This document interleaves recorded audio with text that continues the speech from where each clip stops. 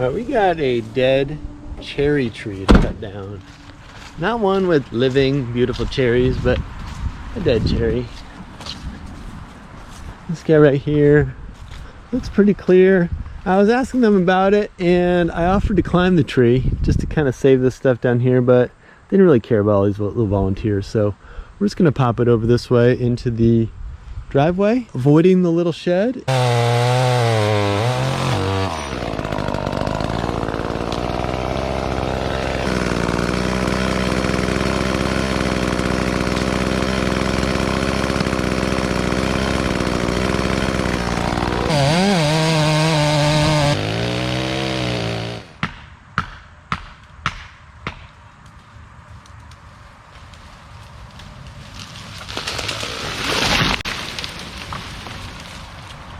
I mean, I was just thinking 3 wedges, you know? So I brought 3 wedges, but I needed 4 wedges. So it's a 4 wedge tree.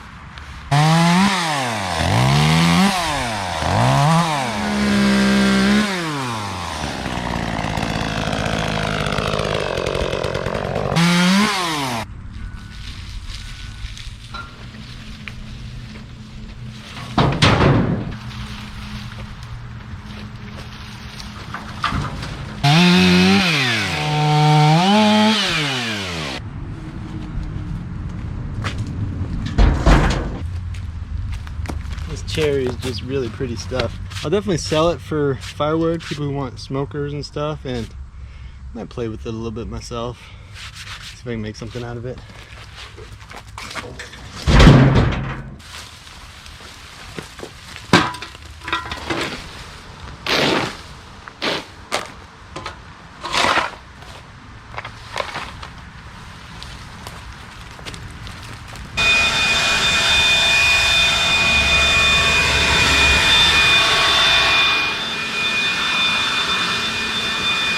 On the topic of cherry trees and cutting them down, I guess it's kind of a myth promoted by George Washington's first biographer. At least this is what I recently read on the interwebs. It was a myth that he ever cut down the cherry tree, or was even given a hatchet by his dad, or any of that stuff. It's just one of those things the biographer put in there to kind of spice up the story of George Washington. So, cutting down a cherry tree, we might think of it as like this moment connecting us with George, but not so much. All right, now next up, I had to go back to some Lakeside cottages where I'd been working a while back, and I had to do some more work. First, some stump grinding. And then later you're gonna see a bunch of pruning on the lakeshore trees in the area where people tend to hang out more. So they wanted those trees kind of lifted up. And I gotta just say, I'm just gonna put it out there that I don't really like stump grinding. Now, you might have guessed that already. And when I say I don't really like it, I mean the actual doing, like the actual grinding of the stump. That's the part, it just doesn't really thrill me. You know, like I don't get up in the morning thinking, man, if I could just grind some stumps today, I'd be all set. Smallest stump grinder in the world tackles biggest stump in the world.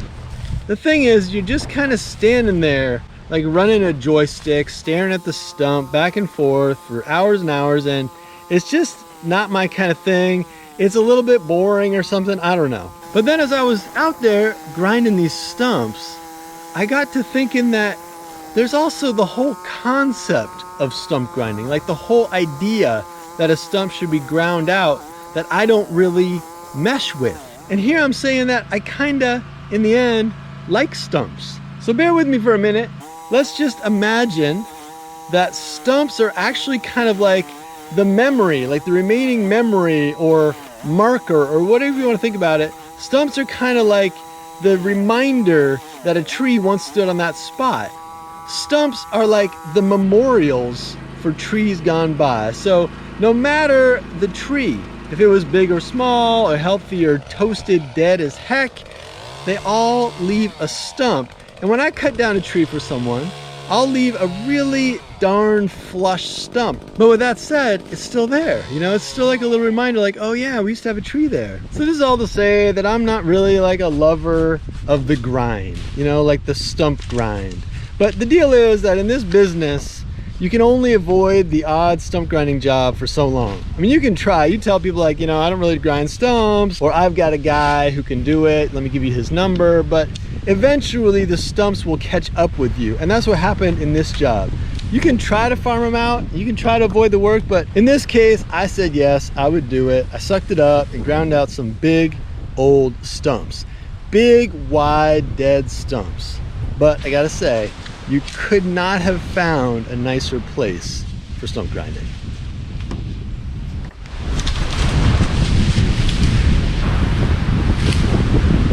So this guy took a lot off, like a bunch of stuff, but it's still kind of sprawling. The basic goal that these guys had was to just raise these guys up, you know? So it's not like blocking their view and bumping into it and stuff. Most of these guys I've been hitting so far have been maples, one willow, and this is a sweet gum.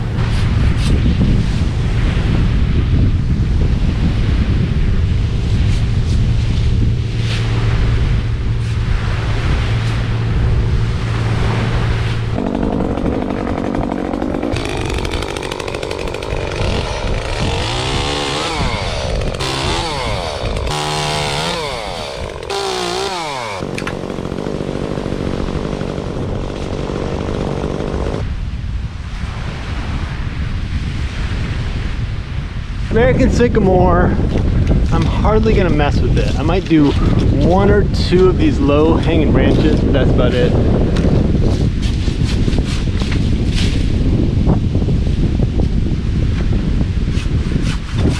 And these sycamore are described in the books as having like a camo bark, and man, they really do. Just like blotched out green camo. In the Midwest, they're kind of whiter, but here they're kind of greened out, camo style.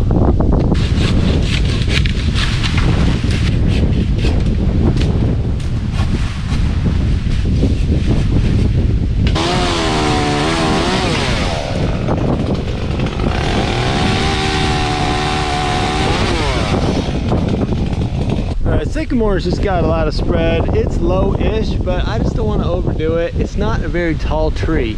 It's kind of short.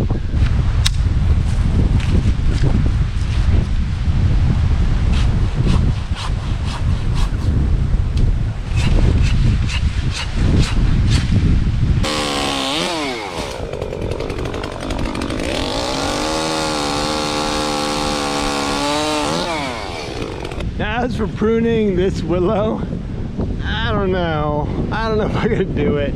A while back, this top broke out and I cut it off and cleaned it up and stuff, and I thought about taking out the tree, but it's kind of a funky tree. Looks like somebody used this as a rope swing. That sounds deadly.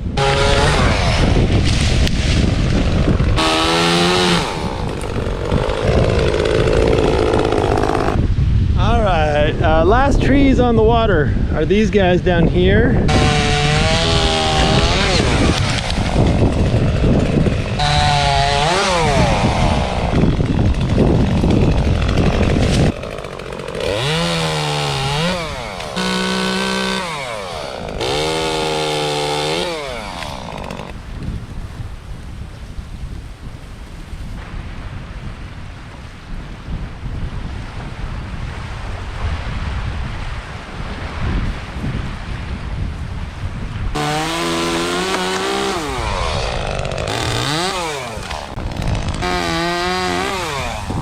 Alright, getting down to the end, they've got a funky willow that kind of overhangs the creek, but I think they like it.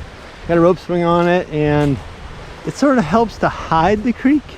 I guess the story is that kayakers and stuff will kind of come in here and hang out, and if the creek's hidden, you have fewer people hanging out.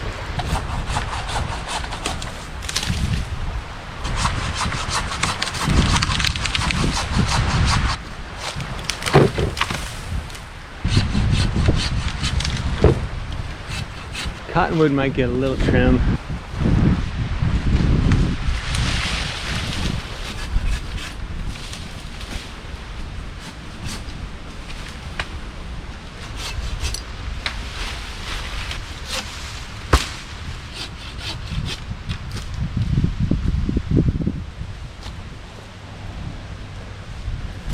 got maybe 10 more trees to prune.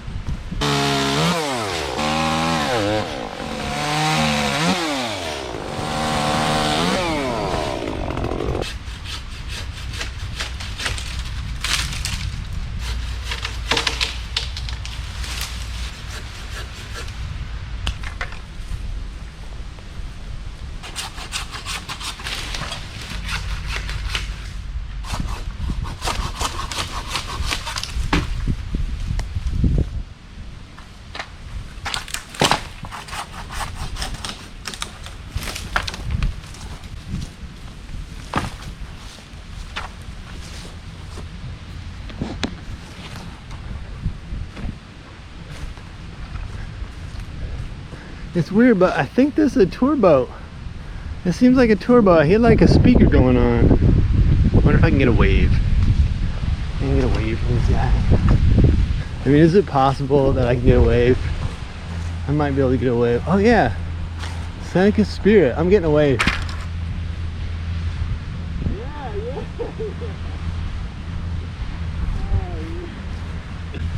Oh, I got like 4 waves. They're not riding around the boat today. That's awesome. We are getting dangerously close. There's a couple here by the common house, playhouse, whatever this is.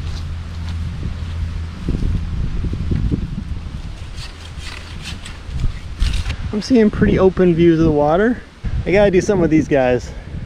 Oh, I want to get those 2 limbs right there.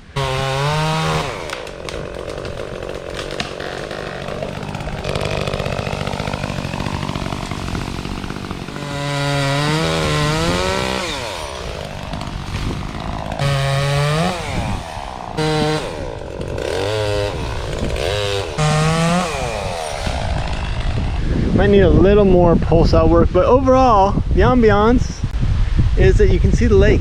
You know, everything's lifted a little bit, not overly done, just a little bit, not a bit. I didn't mess with that. And over here too, so that's the idea. You know, people on lawnmowers don't get stuff, but still got one more to get over there. That's the slice and dice on the cottages pruning job. Just got to fire up that chipper and take care of the brush.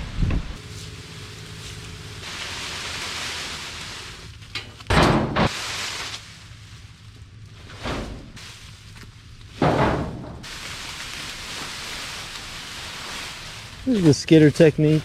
You know, you get like 3 or 4 branches, kind of lay it on top of each other and skid them.